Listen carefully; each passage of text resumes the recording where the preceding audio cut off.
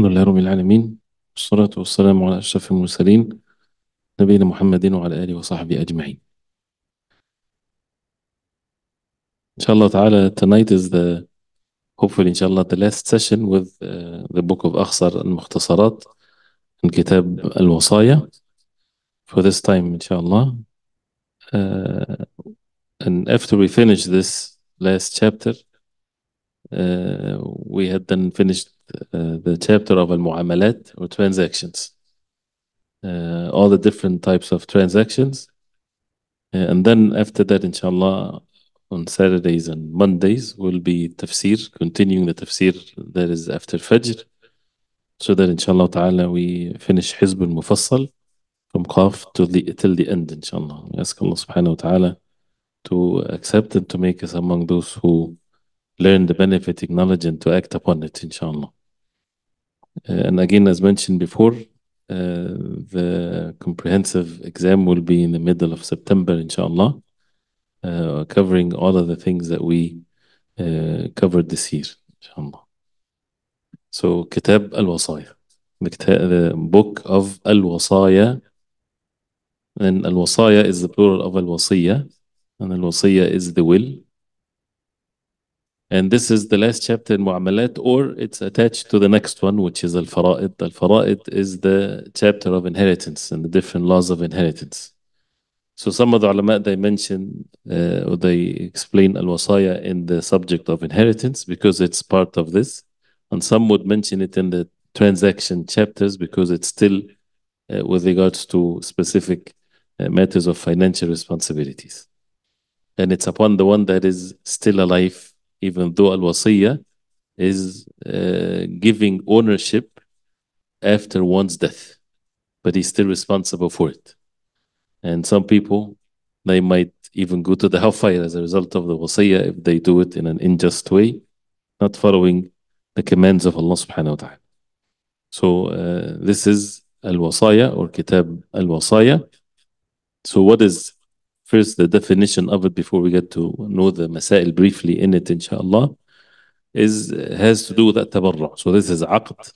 It's a covenant, if it's correct to say, that aqd tabarru' as a donation, as someone that is going to give something with his own wealth ba'd al-maut, after one's death. Or, so whether it's to give something in ownership or a tasarruf, or to give the right of a tasarruf. And as we heard before, that a tasarruf is to give someone the authority to buy and sell, to give as a gift, and so on. So very specifically, if it's to be executed after one's death, this is how the will is. Different than the previous chapter, which is al-hiba, is to give someone a gift. So to give someone a gift, meaning during one's life. Al-Wasiyya, it refers to after death. And inshallah, if there's any questions at the end, inshallah. So the first sentence here, if you have the book, inshallah, with you, يسن لمن ترك مالا كثيرا عرفا الوصية بخمسه. يسن, that means what? It's from the sunnah in the books of fiqh, that means it's recommended. And this is a فعل مضارع, right? يسن. So it's recommended for لمن ترك مالا كثيرا. To the one, liman taraka, the one that left behind, which is after death, malan kathiran. Mal is the money, kathiran, abundance, lots of money.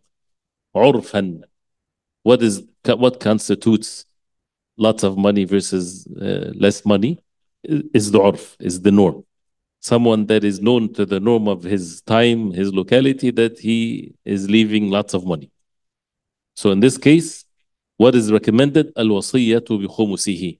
To have a wasiyya, to have a will with only 1/5 of one's wealth. Right? 1/5. And as we know that the hadith of the Prophet ﷺ, he made that the maximum that a person can give in his wasiyya is a thuluth, 1/3. And the hadith of Sa'd ibn Abi Waqqas, and this is very clear, when he said, Ya Rasulullah, ana dhu mal, I have money. ولا يرثوني إلا ابنه لي واحد. Only the one that would inherit from me is one daughter. So أفأتصدق بثلثي مالي, should I give in charity 2/3 of my money? He said no. He said, أَفَأَتَصَدَّقُ بِشَطْرِهِ? Should I give one half of it in charity? He said, no. He said, أَفَأَتَصَدَّقُ بِثُلُثِهِ? He said, الثُّلُث وَالثُّلُثُ كَثِير. One third, but one third is كثير, is a lot. And then he mentioned عليه الصلاة والسلام إنك انتظر أو أنتظر ورثتك أغنياء خير من أن تذرهم عالة يتكففون الناس. That for you to leave your heirs rich, they have means, is better than to leave them poor. They're extending their hands, asking and begging people for money. So when the Prophet عليه الصلاة والسلام said الثلث والثلث كثير, it's a lot. That means it's permissible to give wasiyah up to one third, but it's better to make it less. And that's why it's been mentioned from some of the Sahaba that it's one fifth. This is what is recommended to be one fifth, but a person has up to one third. We're not going into the details of evidences. We're just taking the masail to understand it and to perceive it right, inshallah. So this is what is recommended, to give one fifth in the wasiyah, to have it in the wasiyah. وتحرم, and again here, if you're the words are very precisely mentioned. That's if someone has lots of money. Because if someone doesn't have much money, then it's better to leave something more for his heirs, for those who inherit from him. وتحرم, that means it's haram. The وصية تحرم ممن يرثه غير أحد الزوجين بأكثر من الثلث لأجنبي. It's haram to write in the وصية anything from anyone that would inherit from the deceased or the one that is going to die. Because the inheritors, they have their fixed shares, as Allah subhanahu wa ta'ala made it clearly for them in the Quran and the Sunnah. So when we talk about al-wasiyya al-shar'iyya, al-wasiyya in the religion of Islam is not in that general terms that people would think wasiyya meaning writing a will or a living will in anything. No, inheritance or al-fara'id or the laws of inheritance is separate from al-wasiyya, because you don't have to have it in the wasiyya. And the normal way is, and I just have to mention this so that there's no misunderstanding, if a person is living in a Muslim country, for example, he does not have to write in his will that his money is to be distributed according to the laws of inheritance, because it's already known. So he would have a wasiyah up to one third of his money only, that he wants to give this to that or so, those who would not inherit normally from him. And then when a person dies, then the money is to be left to be inherited to those who have fixed shares, as Allah subhanahu wa ta'ala mentioned in the Quran. So to leave it according to what Allah subhanahu wa ta'ala made it very clear. So al-wasiyah here is different than inheritance. Al-wasiyah is different than inheritance. But as it's mentioned, and see how the ulama, as it will come later, inshallah ta'ala, the situation when there's no hakim, when there's no ruler, or a person dies in a place where the laws is not going to be established, or he is dying while traveling in the desert, for example, and he has wealth, what to do with it? It's going to be mentioned. So in situations where people would write in their will all of the different laws of inheritance, it's because otherwise the money will be wasted. So they need to mention in some terms that it's to be distributed according to the inheritance. So we're not talking about, again, inheritance. We're talking about wasiyah. So al-wasiyah, it's not permissible. It's haram to write in the wasiyah, which is up to one third of one's wealth, to any of the heirs. Those who would inherit normally, they're not to be given any of the part of al-wasiyah. So if someone write in his wasiyah that this land is to my son, this place is to my daughter, no, it's haram. Because they will get their share after he passes away with the laws of inheritance that is already ordained for them, clearly in the Quran and the Sunnah. The wasiyah is for those who would not inherit. They're not part of the inheritance. But he says here, مِمَّنْ يَرِثُهُ غَيْرُ أَحَدِ الزَّوْجَيْنِ. There's an exception. If it's one of the two spouses, and they are the only living ones. Person is dying and he has only a wife, right? And the wife will get, in this case, and we didn't study the fara'id yet, but she would get one fourth, right? She would get one fourth. And the rest of the money, no one else would inherit from this one fourth. So as here it says, then he can give more to the wife, right? Then غير أحد الزوجين. Other than this, and the same thing for the wife. بأكثر من الثلث لأجنبي. So this is, it is not permissible to anyone that would yarith from him, someone that would inherit from him, except one of the two spouses, if they're the only ones, not in general like this. بأكثر من الثلث لأجنبي. And also it's not permissible to write in the wasiyah, it's haram to make in the wasiyah more than one third to ajnabi. Al-ajnabi is the one that is not going to inherit normally from him, because that's the wasiyah is only to be given to the ajnabi, to the one that is not a relative that would inherit. Someone that did a favor to him, or his neighbor, or his cousin, or something like this, that he's not going to inherit from him normally, then he can write a portion of his wealth in his wasiyah, but up to one third.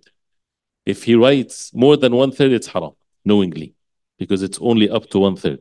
So this is بأكثر من الثلث لأجنبي أو لوارث بشيء, or to a warith, to someone that would inherit, to give him anything, even one penny. It's not permissible. Al-warith, the heir, is going to get their share according to what Allah subhanahu wa ta'ala ordained for them. So this is when the wasiyah becomes haram. And this is because the Prophet alayhi salatu wasalam, he said, إِنَّ اللَّهَ أَعْطَى لِكُلِّ ذِي حَقٍّ حَقَّهُ فَلَا وَصِيَّةَ لِوَارِثٍ. Allah subhanahu wa ta'ala gave everyone the rights. This is the laws of inheritance. And he said alayhi salatu wasalam, فَلَا وَصِيَّةَ لِوَارِثٍ. No will to be written for warith. Warith is the heir. So this is not permissible whatsoever.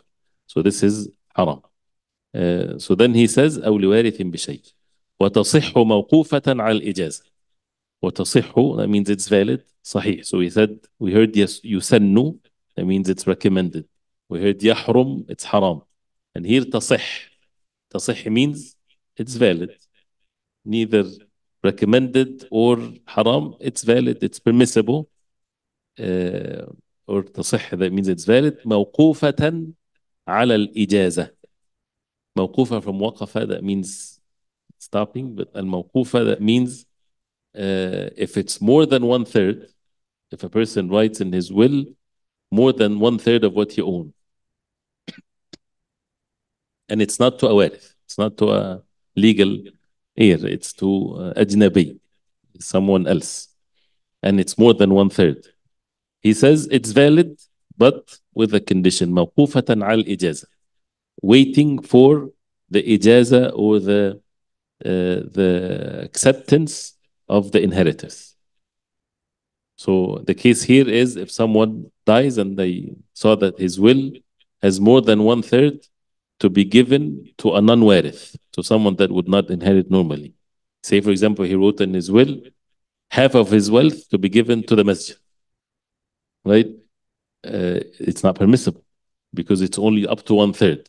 But he says here it's only valid if the heirs would agree, would say, okay, no problem.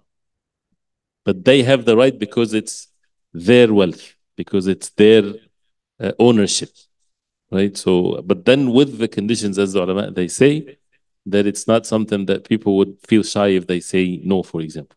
They have to have the free will, if it's correct to say no. And there's no harm on them. It's their money.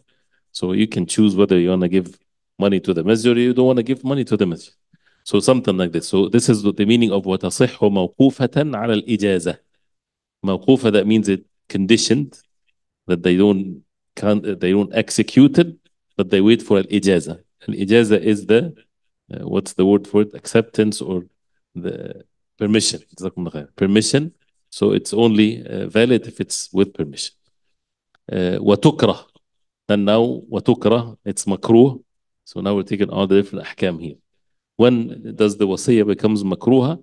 And tukrah, that means if a person doesn't do it, he get rewards. If he does it, there's no sin. وَتُكْرَهُ مِنْ فَقِيرٍ وَيَرِثُهُ مُحْتَاجٌ. It's disliked if the deceased or the one that is dying is faqir, he's poor, and his warith, his heir, muhtaj, he's in need.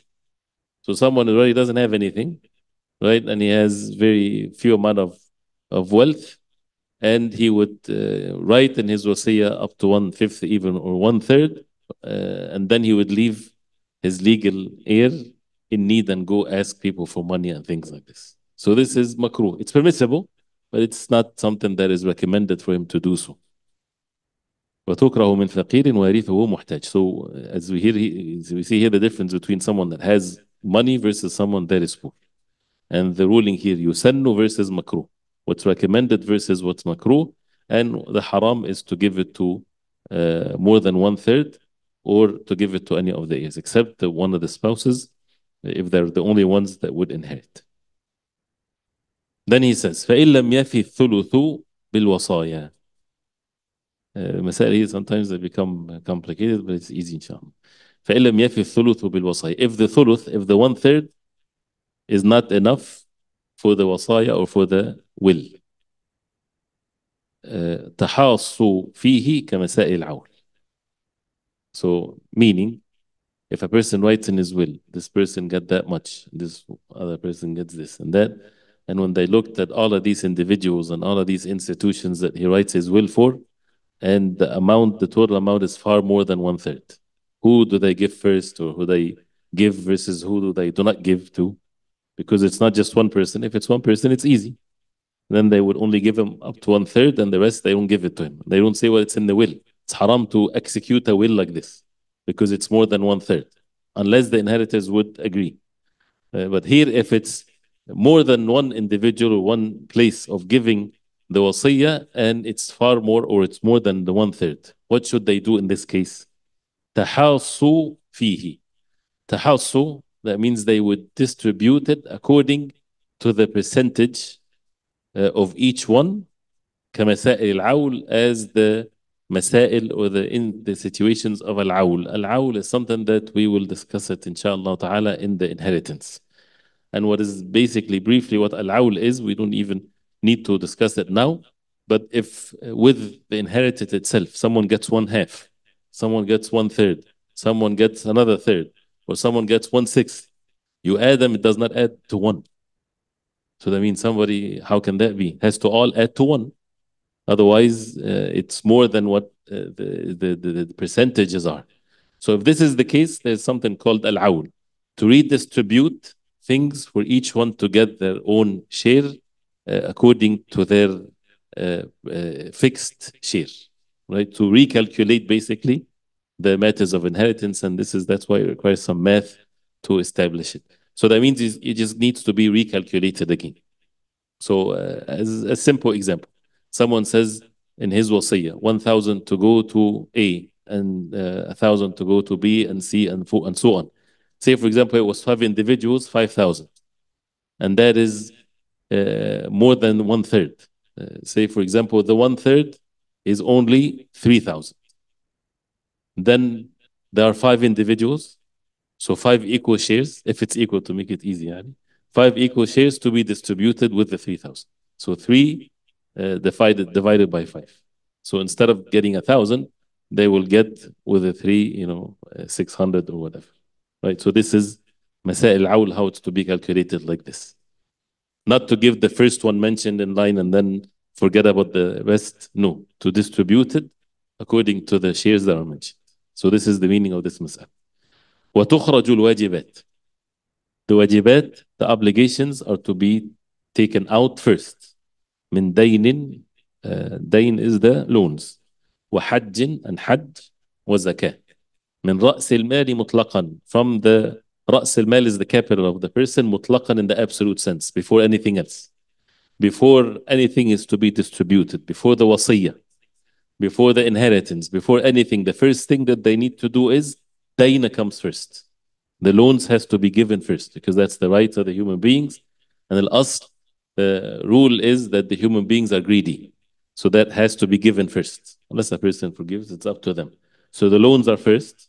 If a person left some money and we're not sure if it's going to fit for everybody, so the loans are first.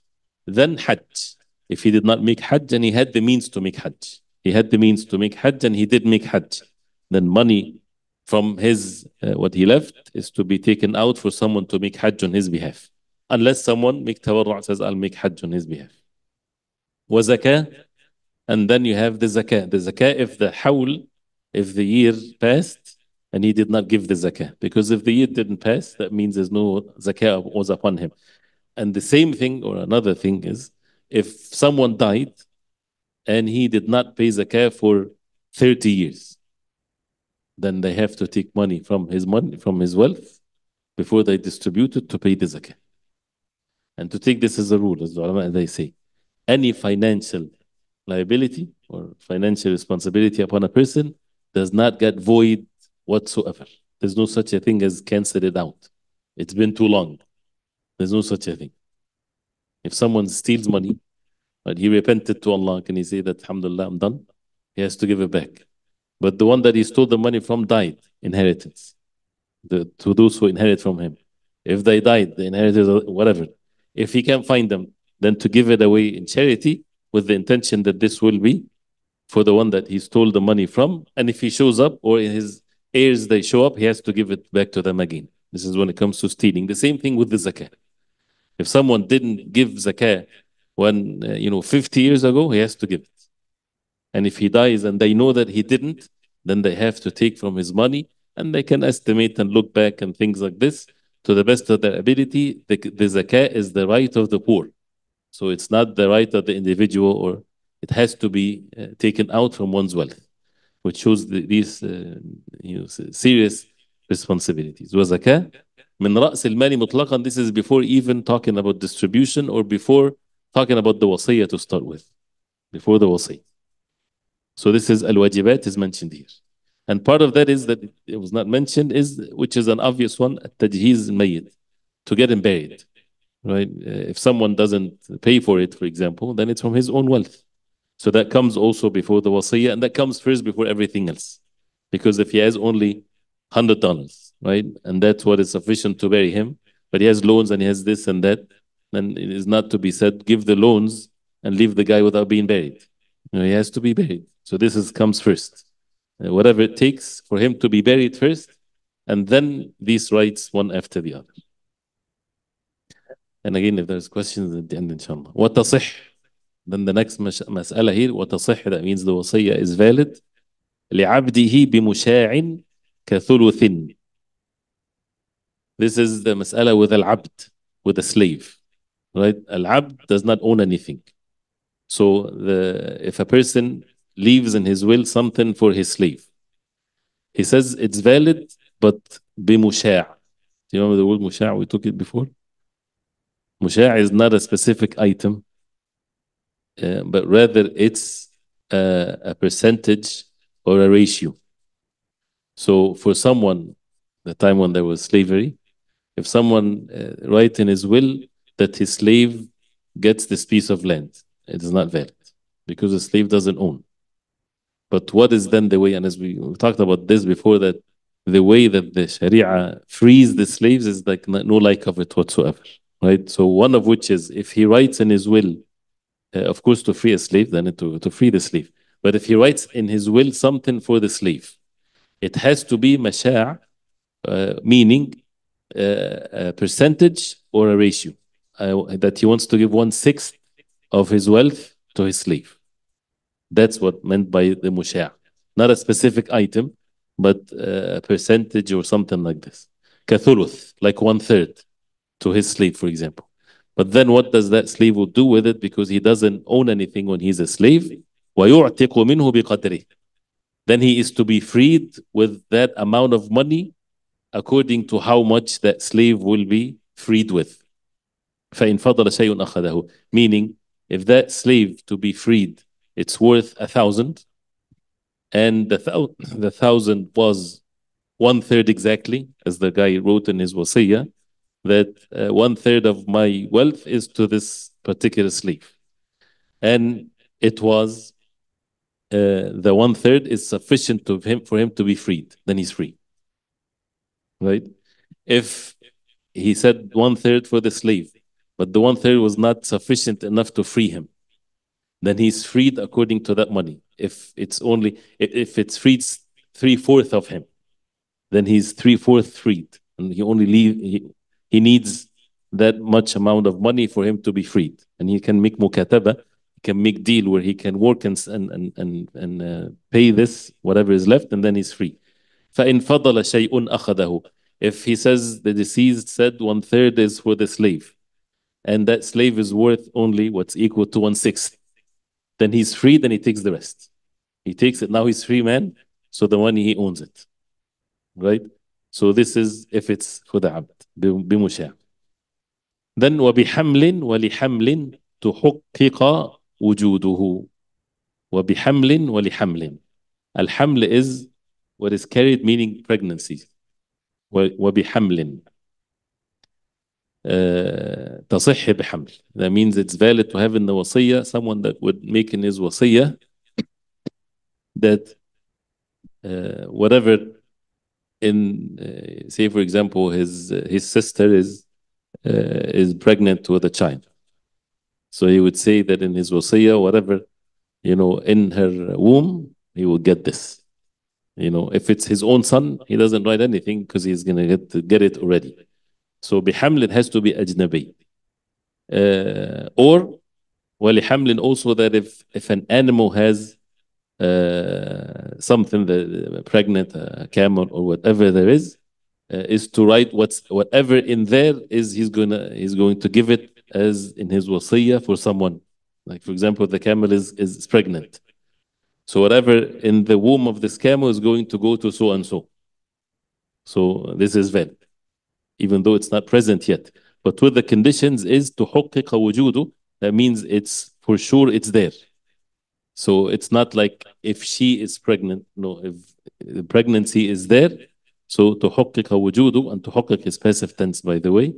From تحقق تحقق وجوده, that means it's present, is there.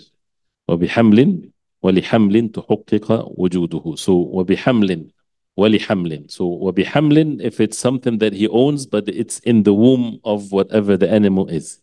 And ولحمل, that means for someone that, and as a human being, that's still in the womb of his mother. تحقق وجوده. He says لا لكنيسة. So this is valid. But then he says لا لكنيسة, not to a kanisa, not to a church. وبيت نار, house of fire, those who worship the fire. وكتب التوراة, and the books of التوراة والإنجيل ونحوهما, and these other books other than the Quran. So this is not a valid wasi, because they would use it to associate partners with Allah. But as mentioned before, a Muslim can write in his wasiyah wealth to a Jew and a Christian, yes. He can write in his wasiyah, as even Safiya radiallahu anha, she wrote in her wasiyah to her brother, and he was Jew. She made in his wasiyah part of her wealth to go to her brother. This is valid, but not to, as mentioned here, because this is haram, which brings all of the things that if someone writes in his wasiyah something muharram, something haram, for the wealth to be given to, whether it's something shirk or something haram, to be given for a nightclub, for example, or something like this, then it's not to be executed, it's haram. Clear? It says وتصح بمجهول ومعدوم وبما لا يقدر على تسليمه. وتصح, that means it's valid, the wasiyah, to be given with something that is majhul, something that is not known. Majhul, we said about the pregnancy, it's there, so he makes a wasiyah with what's in the womb of an animal, for example. That's valid. But it's majhul means you don't know whether it's one or two, or whether it's male or female, and the prices might vary. So, but it's still valid, even though it's majhul. If it's something that you're selling, it's haram. You cannot sell something that is unknown. But here in wasiyah, it's okay to write in the wasiyah something that is not known, but it's going to be known, so it doesn't matter. And then you have the 1/3 as the maximum amount. ومعدوم, al-ma'dum is something that is not present. Al-adam is is nothing. So something that is not there. Something ma'dum, if someone says, if this animal is get pregnant, then it's to be given. Something like, so it's something that is not present. Or if this garden that he has, if it brings out fruits, then it's to be given to so and so. So this is ma'dum. But then it has to be when he died, that it's there, not that after he dies by 10 years or something like this. ومعدوم وبما لا يقدر على تسليمه, something that he's not able to fulfill or to give. ما لا يقدر على تسليمه. Like if he makes in his wasiyah the animal that got lost, if you find it, then it's for his neighbor. That's fine. And if you don't find it, that's fine. There's nothing wrong with, there's nothing upon him. So it's something that he's not able to give. So all of these things are not permissible to buy and sell, but it's only permissible in the wasiyah because it's part of tabarru' or given it as a charity or a good deed. The same thing with anything that a person would give as a charity. It's okay to have these types of conditions. He says, وَمَا حَدَثَ بَعْدَ الْوَصِيَّةِ يَدْخُلُ فِيهَا. And what happened after the wasiyah, يدخل فيها is part of it. Meaning he wrote in his wasiyah certain things, and then the animal, gave birth, and it was not included in the wasiyah. Then it's part of the wasiyah. So وَمَا حَدَثَ بَعْدَ الْوَصِيَّةِ. Anything that happened after the wasiyah يدخل فيها if it's part of it. So is it clear? So if it's something like that, it get increased or added to the wasiyah, then it becomes part of it. Say for example, a business or something like this, and then the value of it increased, then it's part also of the wasiyah.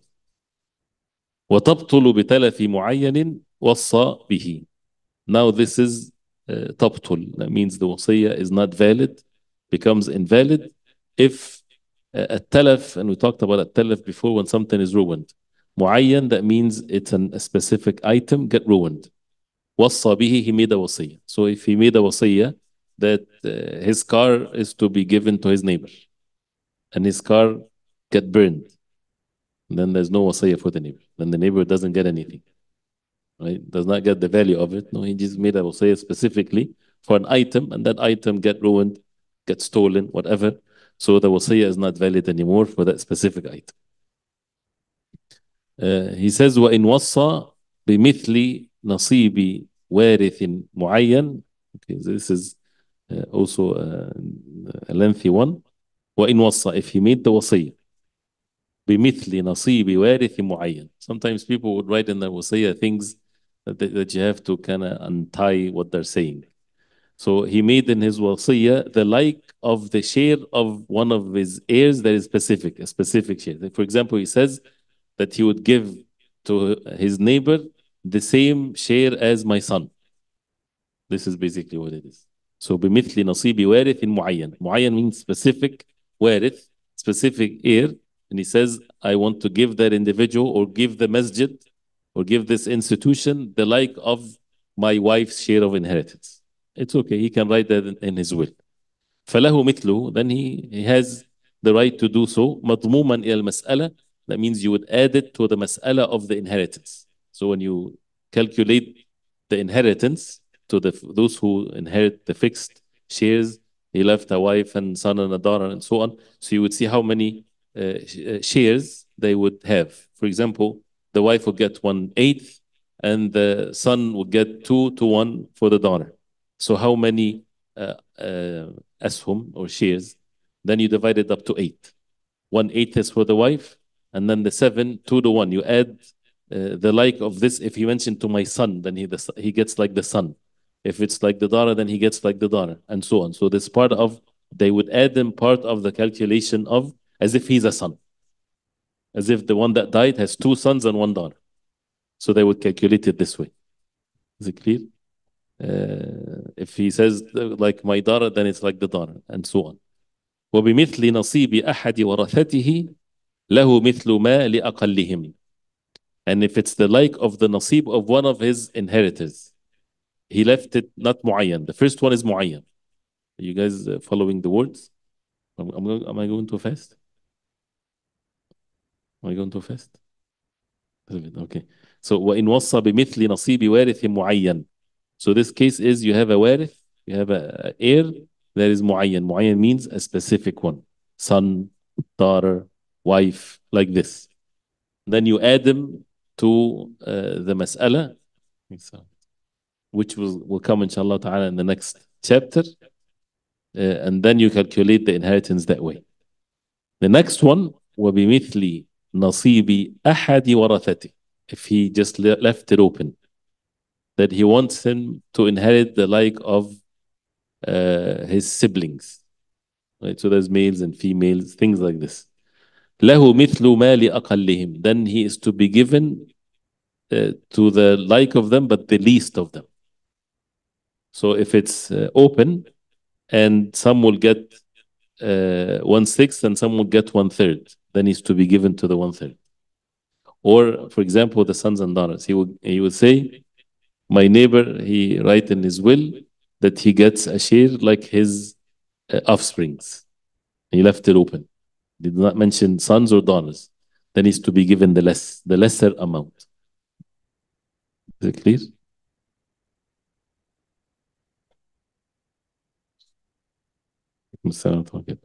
And then he says, وبسهم من ماله له سدس وبسهم من ماله له سدس. And if he says, this is the linguistics maybe or so, but it's according to the urf or the norm. If he makes an wasiyah to so and so, سهم من مالي, a share from my wealth, and he left it open, and he did not mention how much, then he's to be given 1/6 of his wealth, because that's the least fixed share mentioned in the Quran and the Sunnah. So if he left it open, a share, did not say 1/4, one like this. So 1/6 is not 1/8, but 1/6 he will be given. And this is something that the Sahaba radiallahu anhum, they gave that ruling. When someone does this, they would give him 1/6. Is it clear? And he says, أو حظ أو جزء يعطيه الوارث ما شاء. If he says حظ, a portion, share, but not sahm. The word sahm is different than حظ. Sahm is very specific in the terminologies of inheritance, like a share, but related more to the inheritance. If it's the word حظ, is any portion, anything.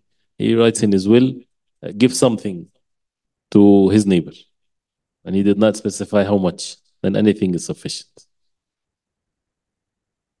Okay, so this mas'ala specifically, when he mentioned this like that in very specific terms, is the different ways of interpreting the wasi, to make sure that there's no injustice being done here. Whether he's mentioned item or an heir specifically, or someone that they give him the less, or he mentioned the word sahm, that means it's understood that it's part of the inheritance, then it's 1/6, or anything, then any portion is sufficient. Is it clear? Any, anything that is not clear so far? Hmm.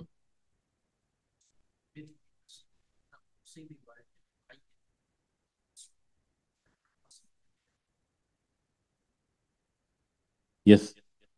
The question here, if this last mas'ala, if he says that he wants to give his neighbor the same share as his son, and then that share of his son is more than 1/3 of what he owns, that is not to be given. He would be only given up to 1/3, and then the rest is to be redistributed according to the laws of inheritance, because this is wasiyah. So as a rule, the wasiyah cannot be more than 1/3. Is every masala clear? Yeah. Yeah. Question or something not clear?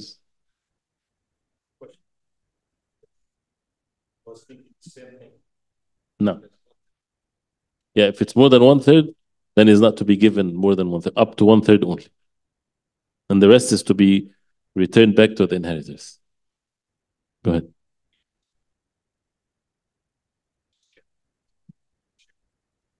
Yeah, yes.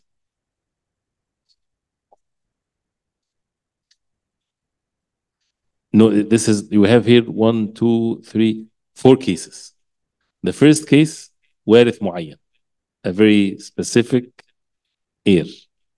Give like my son's share. This one. Second one, نصيب أحد ورثته. Give the like of my siblings. So that means give them the least, to be given the least, the less. The third one, sahm. The word sahm is more specific to the language or to the norm. Sahm means that he wants an inheritance share. So that means it's more specific as suds, as 1/6, because that is translated into 1/6. And this is what the Sahaba gave the ruling in this. So this is, he mentioned the word sahm. Give them a share of inheritance. But the word share is not in the linguistic meaning, but rather A share that means one of the share of inheritance. So then they will give him 1/6, which is also the least of what is to be given. And then the fourth case, if he writes in his will, give them something, and he did not specify how much, then whatever they wish to give. Okay.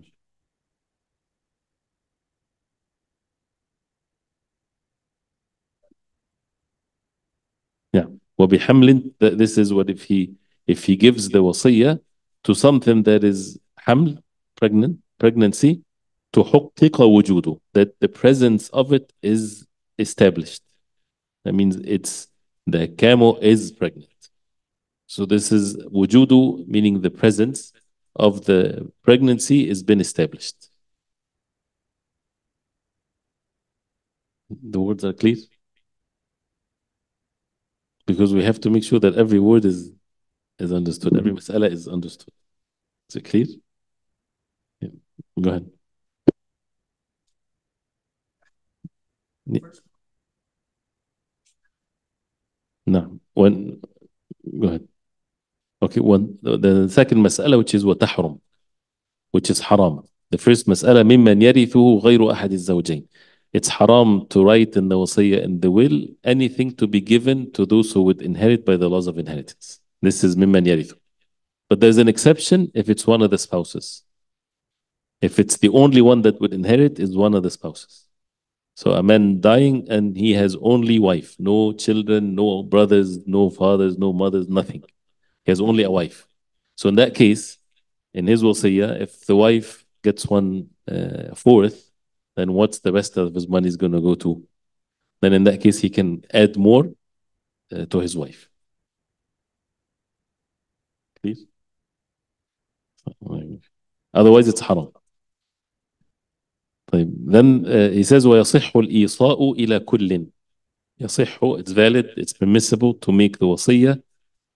Here إلى كل, now it's talking about who is the one becomes responsible for executing the wasiyah. What do they call him in English? The guardian, or like the lawyer would do this, the executor of the wasiyah. Who's the one that is valid to do this? Muslim. He has to be a Muslim. Mukallaf. Mukallaf is, reach the age of puberty. He's sane. Rashid. He's someone that is able to deal with money, not foolish. Adl. ولو ظاهرا. Adl, al-adala refers to the religion of the person. He's religious. He exalts the commands of Allah. ولو ظاهرا, at least what appears to us. Allah knows best what's in the heart. So he's not someone that is fasiq, sinful, and so on. He might not take care of it the way it's supposed to be. He says, وَمِن كَافِرٍ إِلَى Muslim. So if a kafir write in his will that a Muslim is the one that execute the wasiyah, sure, no problem. وَمِن كَافِرٍ إِلَى Muslim. وَعَدْلٍ فِي دِينِهِ. And also from a kafir to عدل في دينه, anyone that is righteous in his religion. A kafir to a kafir. This last one means what? A kafir writes in his will that to the one that would execute his will is someone that is righteous in his false religion. Because this is again if it's إذا رفع الأمر للحاكم, if it's given to the Muslim judge and you have a kafir that his wasiyah needs to be executed, right? If they deal with it their own ways, no one is going to come and say what you're doing. But if it comes to the judge and he sees that kafir, he made the one in charge of his wasiyah someone that is foolish, someone's going to ruin his wasiyah, say no. Bring someone from your people that is wise, someone that is you consider as a trustworthy from your people, to make sure that the money of the kafir is not wasted and it's to be given to the right people. Understand? So this is وَعَدْلِ فِي دِينِهِ, in his religion. وَلَا يَصِحُّ إِلَّا. So this is now, these are the conditions when it comes to the executor of the will. Has to be Muslim, mukallaf, Rashid, Adl, وَلَوْ ظَاهِرًا. And if it's a kafir, the will of a kafir, then the executor of the will, he can give it to a Muslim, or if he gives it the executor of his will to be someone the same as his religion, that's fine, but he has to be adl. He has to be righteous according to them. And this is again to save the money of the kafir so that it goes to those who deserve it. Clear? And then the next point, وَلَا يَصِحُّ إِلَّا, this is with regards to al-musa bihi, the items that are the subject of the will, the money itself or the wealth itself. So if you want to write وَلَا يَصِحُّ إِلَّا, this part is for the content of the will itself. في معلوم has to be something known, even though we said majhul, but in the right context. يملك الموصي فعله. So something that is known, not something that is, if it's not known, how would a person will be able to do it? This is different than the majhul that we talked about. If the wasiyah is something that is something that nobody knows anything about it, you know, a treasure that has been buried, you know, whatever, and they don't know anything about it. So how can they execute it? They can't. So it's not valid. يملك الموصي فعله. The Musi has the ability, has the ownership of executing it. He's able to do it. So otherwise it becomes not valid.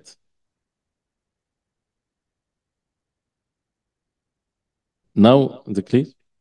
Now the last part here, this is also an important. وَمَنْ مَاتَ بِمَحَلٍ لَا حَاكِمَ فِيهِ وَلَا وَصِيَّ. If he dies in a place, there's no hakim, there's no ruler, there's no system, there's no wasi. There's no one to be given the wasiyah to execute it. So whether he is in a land where he was traveling and there's no death falls upon him and there's no way for him to give wasiyah or anything, or in a place where if he dies, they would take his money and they won't distribute it according to the laws of inheritance. Like for example, people in the West, they have to make sure that there's something in their will to make sure that it's distributed according to the deen. So what's the ruling here? فَلِمُسْلِمٍ حَوْزُ تَرِكَتِهِ. So the first case here, لِمُسْلِم, for a Muslim, he has to house, is to take over his tarikatihi, what he left behind. So for example, someone is traveling with someone else and that one is dying and he has gold with him. Saying the traveling in the desert, you know, so that there's no money laundering here, right? So he has gold with him, right? And he's dying. So that Muslim with him, he should take over this. Otherwise, it's going to be lost. So he has to take it and it becomes his responsibility to execute it in the right way. فَلِمُسْلِمٍ حَوْزُ, this is the house, is to take it, تَرِكَتِهِ, what he left, وَفِعْلُ الْأَصْلَحِ فِيهَا, and to do the best or what's more upright in it. مِنْ بَيْعٍ وَغَيْرٍ, he might even has to sell it. Or anything else. He has to do what is best.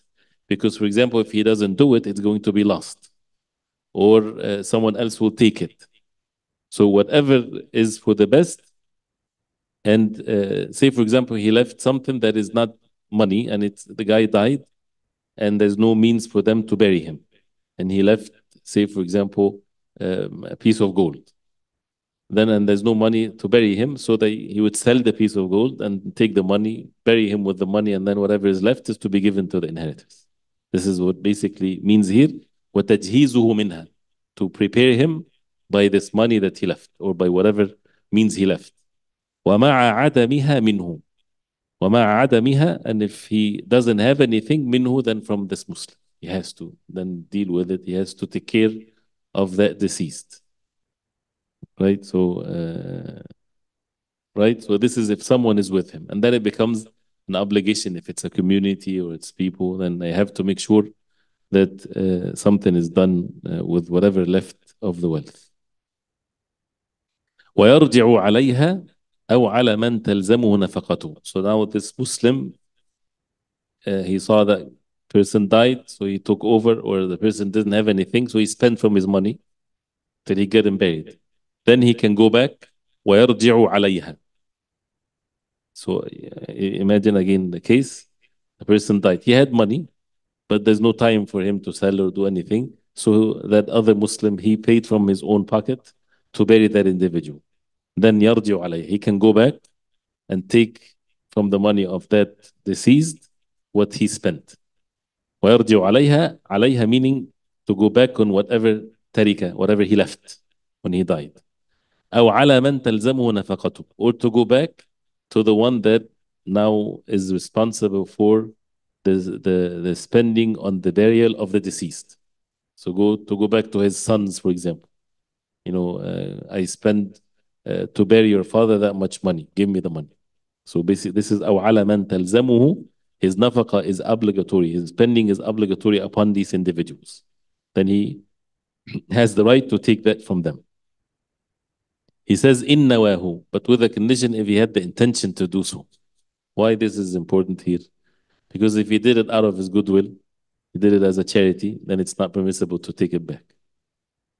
But at that moment, he says, okay, I'll give it. Even he doesn't have to say it, but in his heart, he's just taking care of the situation, and then he will take it from his family. In nawahu. أو استأذن حاكما. Or he took a permission from a hakim, from a ruler, from a judge, from a person of authority. Then I would spend, but then I want someone to give me my money back. Something like this. Is it clear? So this is the one that dies in a place when there's no system, there's no ruler, or so. Then someone has to take care of his belongings if it's feasible. So, say for example, if someone dies and there's money in the bank, then the wife, say for example, he left a wife and children, young children. Then the wife, she should take possession of his money, right? And then she's, of course, if there's a father or whatever. And I'm saying wife, why? Because most of the time in the environment that we live in, then it becomes the wife's, they give the money to the wife. So, but is it her money? No. This is the money of her husband. So she has to make sure that all of the different spending is to be given, whether there's a loan to be given. If there's zakah is not paid, then she pays it. If he did not make hajj, someone to make hajj on his behalf, things like this. And then whatever is left, she has a portion of it, which is the 1/8 if she has children, for example, and the rest of the children's money, then it's to be kept for them. And not to say, well, we've been living through this money, so it continues this way. No, everyone has their own financial responsibility here to be observed. And of course, to spend from them from the money, yes, but it's their money. It's not just a money for everybody like this. So that's why it's important to make sure that the financial beings is very clear among people and families. And the will is so important. And of course, as the Prophet ﷺ commanded, that a Muslim should not spend 3 days with something of rights unless he has a will there is written. But now, if there's any questions, even though Salah in 10 minutes, but if you have first anything that is not clear, any questions in the will?